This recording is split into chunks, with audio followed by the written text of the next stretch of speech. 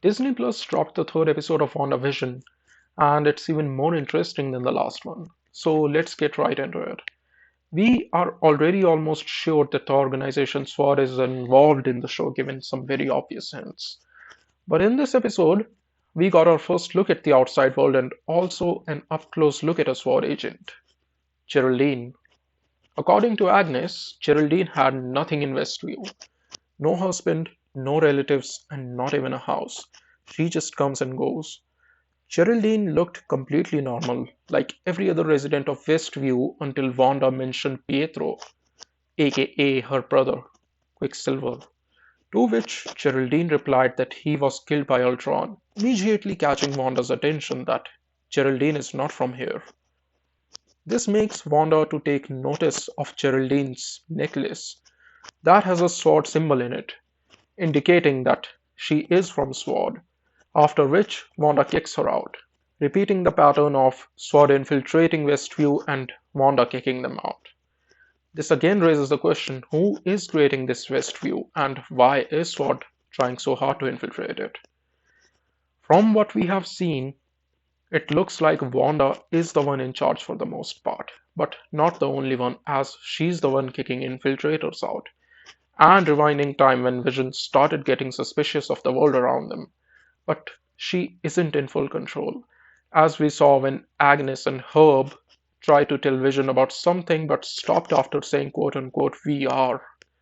It looked like they were trying to tell Vision that they are not real, but if Vision knew of this, it will disrupt Wanda's ideal world and her happy life that she's trying hard to protect. So there is an opposing party here for sure. We don't know what SWORD is trying to achieve and what Wanda doesn't want them to achieve yet.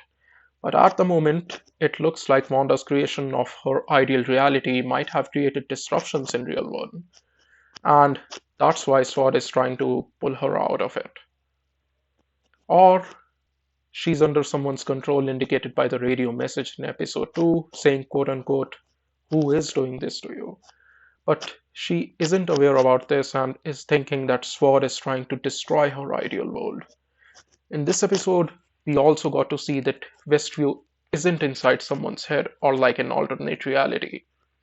It is a real existing place, which is covered by some sort of force field, from which Geraldine emerges at the end of episode after being kicked out.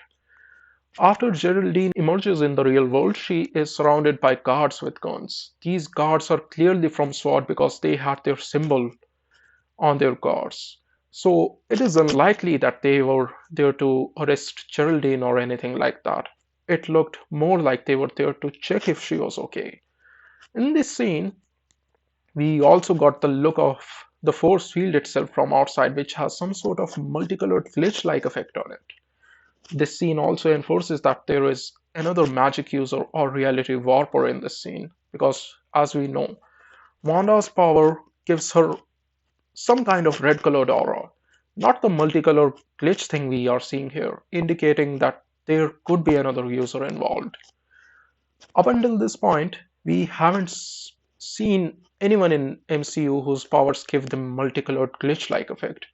The closest color scheme to this is seen in Dormammu's Dark Dimension from Doctor Strange.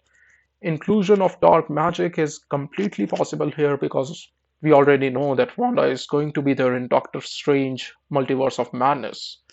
And since WandaVision is part of the same universe, it is very, very plausible that their paths will be tied together in this series. If you like this video, then like it. If you dislike this video, then dislike it. And don't forget to hit the subscribe button. Be seeing you in the next video. Bye bye.